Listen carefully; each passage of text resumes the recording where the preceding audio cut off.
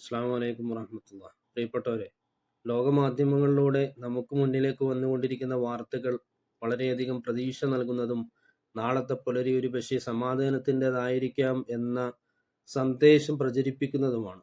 കാരണം നമുക്കേവർക്കും അറിയാം, ഗാസയിൽ നടക്കുന്ന കൊടുക്രൂരകൃത്യത്തിനെതിരെ ഒരുപാട് രാഷ്ട്രങ്ങൾ പിന്തുണ അറിയിക്കുകയും പലസ്തീനെ സ്വതന്ത്ര രാഷ്ട്രമായി ഒരുപാട് പ്രധാനപ്പെട്ട രാജ്യങ്ങൾ അംഗീകരിക്കുകയും ചെയ്തു. നമ്മളേവരും കണ്ടുകൊണ്ടിരിക്കുകയാണ് സോഷ്യൽ മീഡിയയിലൂടെയും മറ്റും.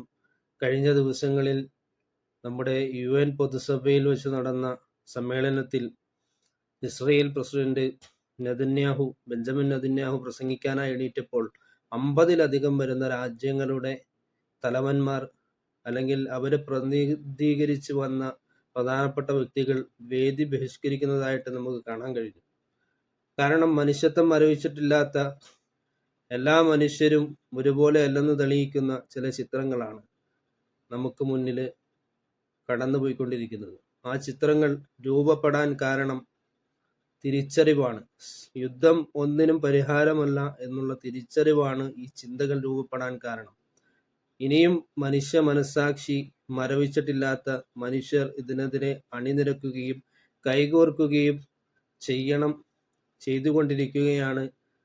നാം സ്വന്തമായെങ്കിലും ഒരു വാക്കുകൊണ്ടോ ഒരു നോക്കുകൊണ്ടോ ഒരു പ്രവൃത്തി കൊണ്ടോ ഒരു എഴുത്തുകൊണ്ടോ ഒരു പറച്ചിൽ കൊണ്ടോ എങ്കിലും ഒന്ന് പ്രതികരിച്ചാൽ നമ്മുടെ മനസ്സാക്ഷി നാം മരിച്ചിട്ടില്ലെന്നുള്ള ബോധ്യം, നമുക്ക് പറയാൻ കഴിയുന്നുണ്ടെന്ന ബോധ്യം, നമുക്ക് എഴുതാൻ കഴിയുണ്ടെന്നുള്ള ബോധ്യം, നമുക്ക് സംസാരിക്കാൻ നാവുണ്ടെന്നുള്ള ബോധ്യം, അനീതിക്കെതിരെ നമുക്ക് പ്രതികരിക്കാൻ ബുദ്ധിയുണ്ടെന്നുള്ള നമ്മുടെ തിരിച്ചറിവ്, അതിനേക്കാൾ വലുതായി ഈ ലോകത്ത് എന്തുണ്ട് സുഹൃത്തുക്കളെ?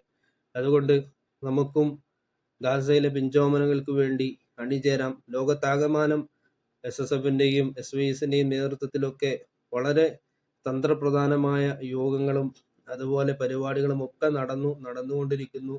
അതുപോലെ നമ്മുടെ മുസ്ലിം ലീഗിന്റെ നേതൃത്വത്തിൽ കൊച്ചി മറൈൻ ഡ്രൈവിൽ വലിയ പരിപാടി നടന്നു.